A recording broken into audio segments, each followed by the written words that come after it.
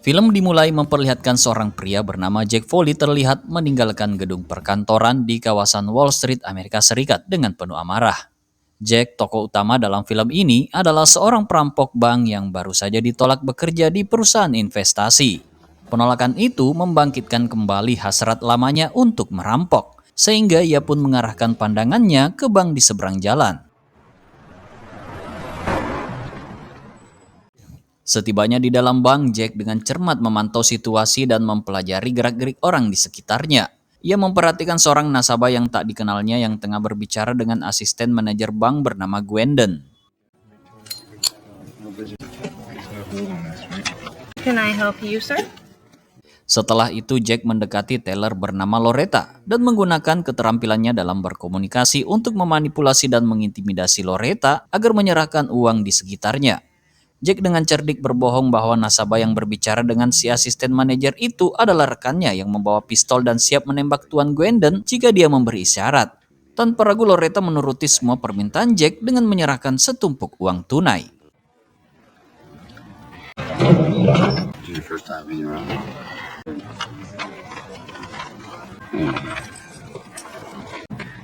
It's okay, come on. I had to give my partner a sign and tell him out of the building. Make sure if you have, he's gonna shoot you, Mr. Quinn.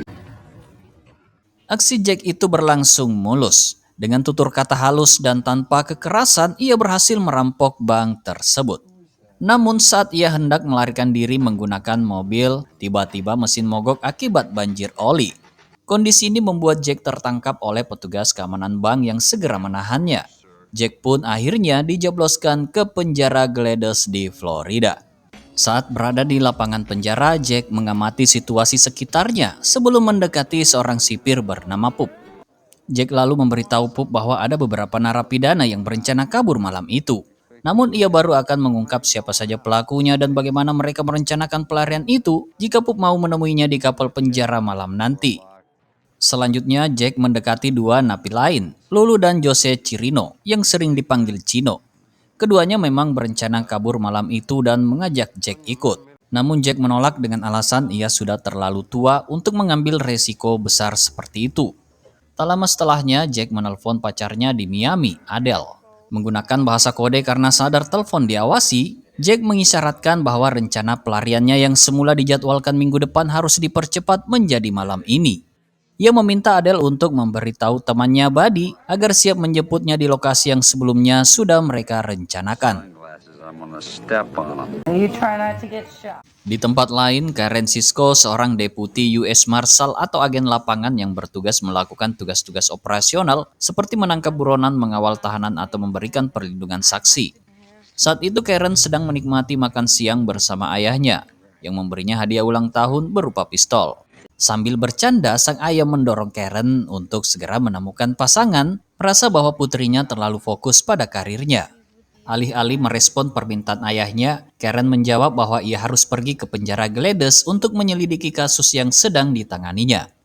Sementara itu, Buddy, teman Jack yang ditugaskan untuk membantunya kabur, merampas sebuah mobil milik wanita parubaya yang baru saja selesai berbelanja. I didn't ask for your help, so... Oh, that's okay, ma'am. I'll just take your car. Malam harinya dari dalam kapal penjara, Jack mencoba mengalihkan perhatian sipir Pup dengan mengobrol dan memperingatkannya bahwa beberapa narapidana berencana kabur malam itu, meminta Pup untuk tetap siaga. Di luar penjara, Karen tiba untuk bertemu dengan rekannya hampir bersamaan dengan kedatangan Buddy. Federal Bureau of Investigation, how may I... Karen Cisco again for Ray Nicolette? Still anything? Tepat ketika momen yang dinantikan tiba, Jack memukul kepala Bob dengan vas bunga membuatnya pingsan. Tak lama kemudian, Karen secara tidak sengaja melihat para narapidana keluar dari terowongan bawah tanah tepat di depan mobilnya.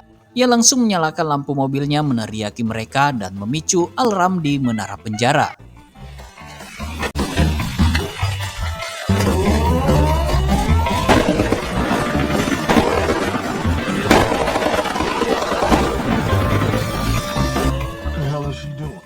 Dalam kekacauan itu, Karen segera mengambil shotgun dari bagasi mobilnya dan berusaha menghentikan para narapidana yang melarikan diri itu.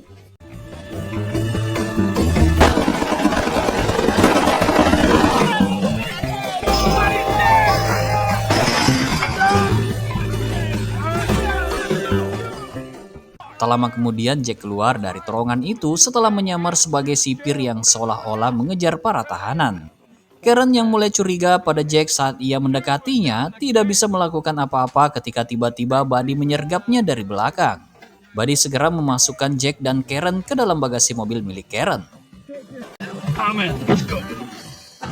Meskipun Karen mengaku bahwa dia adalah seorang polisi federal, Jack tidak mempercayainya dan segera pergi dari tempat itu. Buddy kemudian mengemudikan mobil Karen membawa mereka menjauh. Jack masih belum tahu bahwa wanita yang kini ia sekap benar-benar seorang polisi federal. Di dalam bagasi keduanya terpaksa berbagi ruang sempit. Beruntung Jack masih bisa mengendalikan dirinya sehingga tidak terjadi apa-apa. Sementara itu di kursi depan Buddy membuka tas milik Karen dan menemukan kartu identitas miliknya. Di dalam bagasi Jack dan Karen mulai saling berbicara. Jack menceritakan bahwa dia adalah seorang perampok bank berpengalaman selama 30 tahun dan sudah terbiasa keluar masuk penjara. Setelah beberapa menit berbicara, percakapan mereka hampir mengarah ke hal yang lebih romantis. Tetapi tiba-tiba pintu bagasi terbuka karena mereka telah sampai di lokasi pertemuan. Namun Karen cepat-cepat meraih pistol pemberian ayahnya yang ia sembunyikan dan mencoba menembak mereka. Untungnya Jack segera menutup kembali pintu bagasi menjebaknya di dalam. Kids only spell different. Anyway, what's the difference? Di lokasi itu, Jack bertemu dengan rekannya di penjara dulu, yaitu Glenn, yang diminta untuk membantunya melarikan diri. Cops. Karen, are you coming out? Okay. Okay. Karen pun akhirnya menyerah karena pelurunya habis. Ia diborgol dan dimasukkan ke dalam mobil yang dikemudikan oleh Glenn. In the back seat. Give me your jacket. Somebody forgot to bring me things. Blame me if you want, I don't mind. Saat Jack dan Buddy masih saja berdebat di pinggir jalan di mana Buddy terus mendesak Jack agar mempertimbangkan untuk tidak membawa Karen bersama mereka.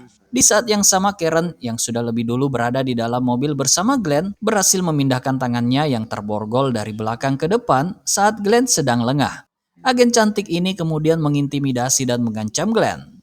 Glenn pun akhirnya menyadari bahwa wanita yang duduk di belakangnya adalah agen federal yang dulu pernah menjebloskannya ke penjara 2 kali. Karen mencoba meyakinkan Glenn untuk pergi bersamanya meninggalkan Buddy dan Jack. Sebagai imbalannya dia berjanji tidak akan menangkap Glenn sebagai orang yang telah membantu pelarian Jack dari penjara. Tergiur oleh janji manis Karen, Glenn tanpa berpikir panjang langsung kabur dari situ membawa Karen sebagai penumpangnya. Jack dan Buddy hanya bisa tertegun melihat mobil itu pergi menjauh meninggalkan mereka berdua di pinggir jalan. Namun dalam perjalanan, Karen mulai memerintah Glenn yang tampak mabuk untuk mengikuti arah yang ia tentukan. Glenn menolak sehingga Karen terpaksa membanting setir mobil yang akhirnya membuat mereka menabrak pembatas jalan.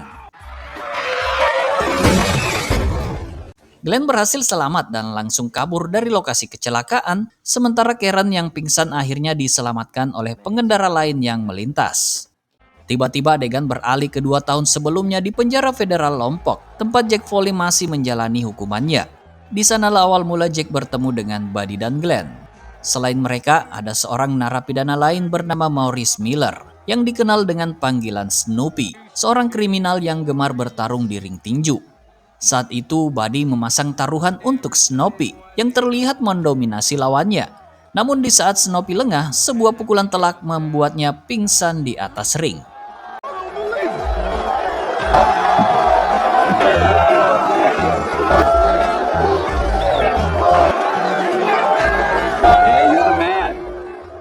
Suatu hari Glenn menceritakan kepada Buddy dan Jack tentang seorang pria botak yang sedang berbicara dengan Snoopy. Pria itu adalah seorang konglomerat Wall Street bernama Richard Ripley yang sedang menjalani hukuman 3 tahun penjara dan didenda 50 juta dolar karena penipuan besar-besaran terhadap para kliennya. Glenn yang pernah satu sel dengan Ripley 2 tahun lalu mendapatkan informasi bahwa Ripley menyimpan berlian mentah senilai 5 juta dolar di rumahnya. Okay, a little help. Come on. Okay, hit me. Yeah. Couldn't read the numbers on the weights. We work laundry together. God loves to fucking talk.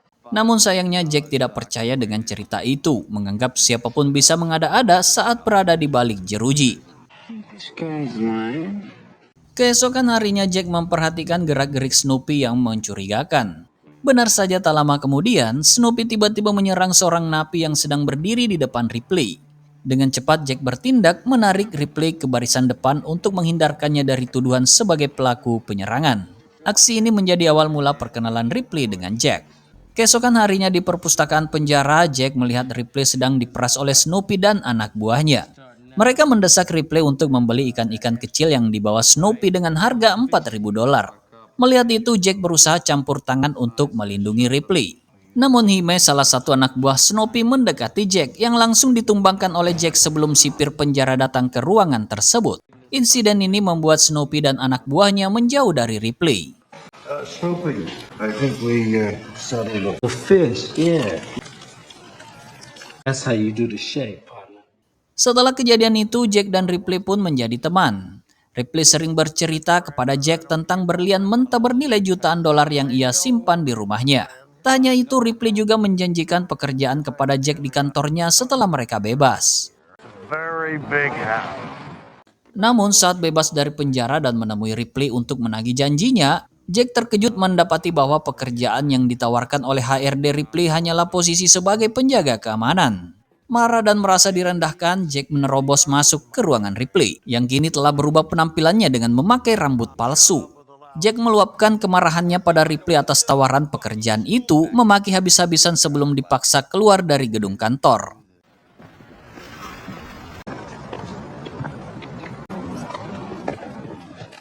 Kekecewaan dan kemarahan ini menjadi alasan mengapa Jack akhirnya memutuskan untuk merampok rumah Ripley demi mengambil berlian mentah yang telah lama diceritakan Ripley kepadanya. Adegan kembali ke masa kini setelah Glenn dan Karen meninggalkan Jack dan Buddy pada malam insiden itu. Jack dan Buddy kemudian bersembunyi di sebuah hotel, namun keberadaan mereka berhasil dilacak oleh Karen. Diam-diam Karen menyelinap masuk ke kamar hotel dengan niat meringkus mereka.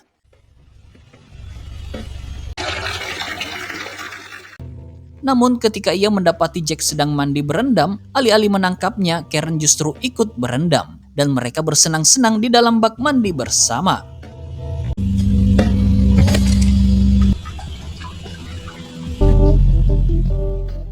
Namun ternyata itu hanyalah mimpi Karen yang saat itu terbaring di sebuah kamar rumah sakit, di mana ia dirawat akibat luka memar dari kecelakaan saat melarikan diri bersama Glenn. Tak lama kemudian, Karen dikunjungi oleh Daniel Burdon, seorang agen FBI yang ditugaskan untuk menyelidiki kaburnya para narapidana dari penjara Gladys. Daniel menginterogasi Karen, mempertanyakan mengapa ia tidak menangkap atau menembak Jack dan Buddy saat memiliki kesempatan. Sekali saat Jack melarikan diri melalui terowongan, dan sekali lagi saat ia memiliki pistol di tangan saat berada di bagasi. Karen menolak untuk menjawab secara langsung. Karen lalu menjelaskan seluruh rangkaian kejadian yang terjadi sebelum kecelakaan itu. Daniel menambahkan bahwa Jack Foley, buronan yang menyekap Karen di bagasi, adalah perampok bank yang berhasil merampok lebih dari 200 bank tanpa pernah menggunakan kekerasan. Sebelum pergi, Daniel yang penasaran bertanya mengapa Jack meletakkan Karen di mobil kedua alih-alih meninggalkannya. Namun Karen hanya menjawab bahwa Daniel bisa menanyakan hal itu langsung pada Jack. You'll have to ask him that. Sesuai rencana awal, Jack dan Buddy seharusnya sudah dalam perjalanan ke Detroit untuk merampok di kediaman Ripley. Namun sebelum berangkat, Jack yang penasaran menggali informasi lebih dalam tentang Karen dari barang-barang yang diambilnya dari tas Karen. Dengan informasi tersebut, Jack pun merencanakan untuk menelpon Karen di rumahnya. Saat Ray Nicolette, rekan Karen di Satgas FBI yang bertugas menangkap Jack dan Buddy, berkunjung ke rumah Karen, tiba-tiba teleponnya berdering. Saat Karen mengangkat telepon itu, ia terkejut saat mengetahui bahwa penelponnya adalah Jack Foley. Ia tak habis pikir mengapa seorang buronan berani menelpon petugas federal. Namun Jack dengan pesonanya yang khas berhasil membuat Karen semakin terkesima, meskipun dia tahu Jack adalah buronan. You're having too much fun. Is that Buddy? Sementara itu, ketika Jack dan Buddy menonton tayangan berita tentang pelarian mereka, Jack menyadari bahwa rekannya Chino yang juga berhasil kabur kemungkinan besar akan menuju rumah Adele. Khawatir akan keselamatan Adele, mereka pun memutuskan untuk mengunjunginya. Namun sebelum itu, Jack dan Buddy segera bersiap meninggalkan hotel, bertekad untuk melaksanakan rencana perampokan di rumah Ripley di Detroit. Buddy, wrong number. Nice disguise. Coming up right here. Setibanya di depan rumah Adele, Jack dan Buddy terkejut saat melihat Karen sudah berada di sana. Ternyata Karen datang untuk menyelidiki secara langsung dan mencari tahu keberadaan mereka, karena Adele adalah orang terakhir yang dihubungi Jack sebelum kabur dari penjara. Belum sempat mendapatkan informasi lebih lanjut, tiba-tiba Chino muncul dan memaksa masuk untuk mencari tahu keberadaan Jack dari Adele. Who are you? You hear Jack call me Chino. Namun Karen dengan sigap muncul dari belakang dan berhasil menangkap Chino. Atas penangkapan ini, Daniel akhirnya menerima Karen kembali di satuan tugas, namun hanya memberikan tugas-tugas kecil seperti menjaga lift. Tak lama kemudian, tim FBI bersama Karen melacak lokasi Jack dan Buddy di hotel tempat mereka menginap. Tim segera menggeruduk hotel tersebut untuk menangkap mereka. Saat Jack yang berada di dalam lift secara tak sengaja bertatapan dengan Karen yang sedang menunggu di lobi, Karen hanya terdiam dan tidak melaporkan hal ini kepada Daniel, seolah membiarkan Jack dan Buddy untuk melarikan diri. She just looked right at me. Karen Cisco. She's in the lobby. Yeah. Jack dan Buddy pun segera masuk ke mobil dan meluncur menuju Detroit, meninggalkan Karen yang hanya bisa memandang mereka pergi. Di Detroit, Glenn yang sudah lebih dulu sampai membocorkan rencana perampokan berlian Ripley kepada Snoopy, yang juga pernah dipenjara bersama Jack dan Ripley. Snoopy segera merencanakan perampokan rumah Ripley bersama kelompoknya, termasuk Kenneth dan Bob.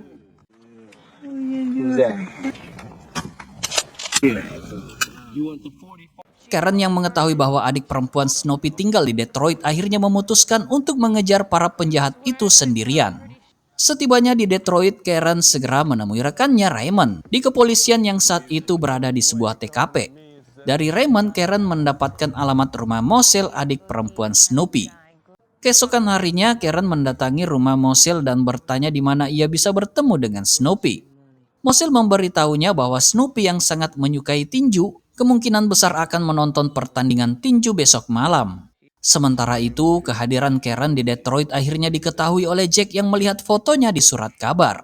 Melalui sebuah buku Yellow Pages yang tebal, Jack berhasil menemukan hotel tempat Karen menginap. Karen Cisco, please.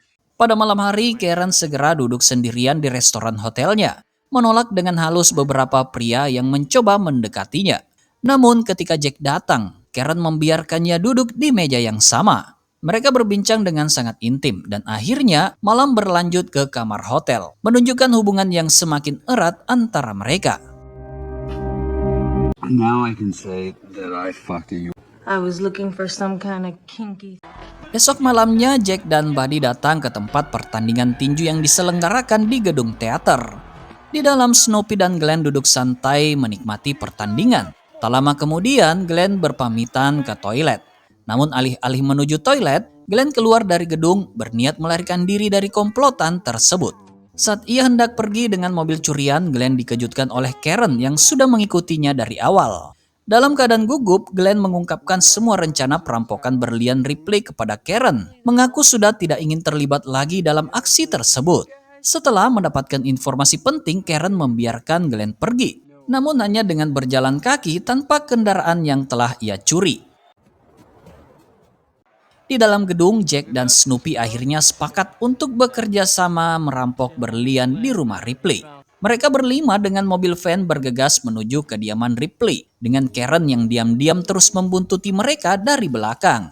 Setibanya di rumah mewah Ripley, para perampok ini berhasil masuk dengan mudah karena hanya ada seorang asisten rumah tangga dan kekasih Ripley bernama Mead yang menyampaikan bahwa Ripley sedang tidak ada di rumah. Sementara itu, Karen yang mengamati dari kejauhan segera menelpon polisi untuk melaporkan perampokan yang sedang berlangsung. Snoopy, si perampok amatir, memerintahkan anggota lainnya untuk menggeledah seluruh rumah untuk menemukan berlian mentah yang disembunyikan Ripley.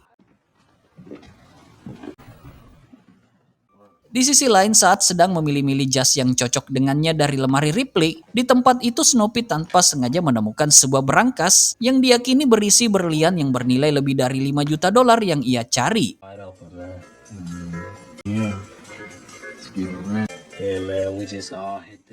Sementara itu bukannya bersikap profesional, Bob yang ditugaskan untuk mengawasi Jack justru sibuk mengumpulkan beberapa stik yang ia temukan di kulkas.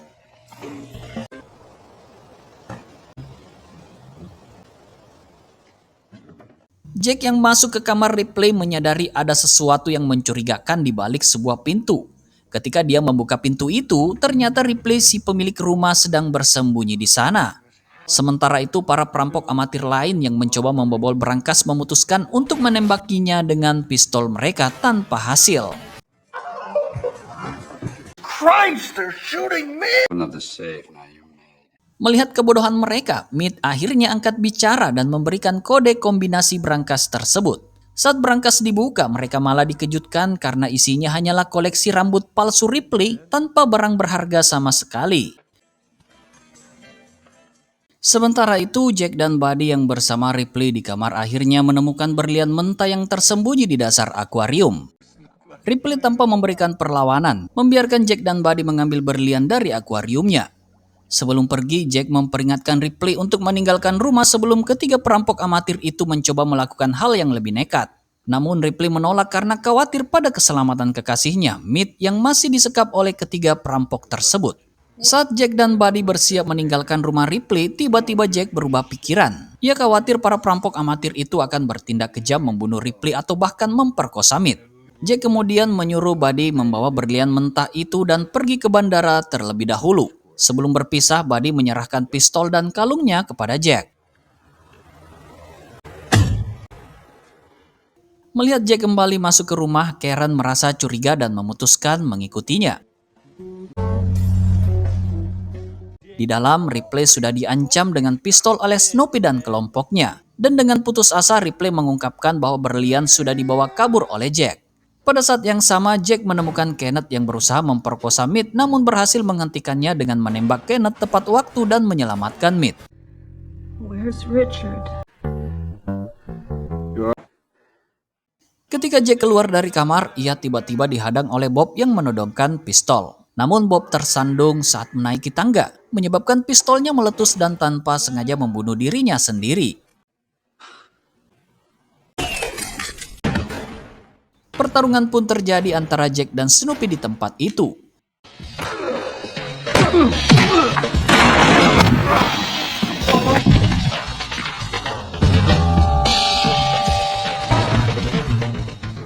Saat Snoopy mencoba mengambil pistol dari mayat Bob, Karen yang sudah masuk ke rumah menembak Snoopy mengakhiri ancamannya. Namun ketika Jack enggan menjatuhkan pistol yang dipegangnya, Karen dengan sangat terpaksa menembak kaki Jack untuk melumpuhkannya. Ia kemudian memborgol Jack di reling tangga. Tak lama kemudian, Raymond dan timnya tiba di lokasi dan langsung mengamankan tempat kejadian, membawa Jack ke dalam tahanan. Di tempat lain, Buddy yang berhasil kabur naik ke dalam taksi dan meluncur menuju bandara dengan berlian mentah senilai $5 juta di tangannya. Beberapa hari kemudian, Jack diangkut dalam sebuah van untuk dibawa kembali ke penjara Gladys di Florida, tempat ia sebelumnya melarikan diri. Dalam perjalanan itu, Karen mengikut sertakan seorang tahanan lain bernama Henry, yang diperankan oleh Samuel L. Jackson. Henry adalah seorang kriminal veteran yang terkenal dengan rekornya melarikan diri dari penjara hingga 9 kali. Karen sengaja menempatkan Henry satu sel dengan Jack sebagai teman kabur dari penjara nantinya. Saat van mulai bergerak menuju Florida, Karen tersenyum melihat persiapan yang ia rancang untuk Jack. Mungkin sebagai bentuk pesan bahwa kali ini pelarian mereka akan jauh lebih mudah. Dengan begitu, film pun berakhir.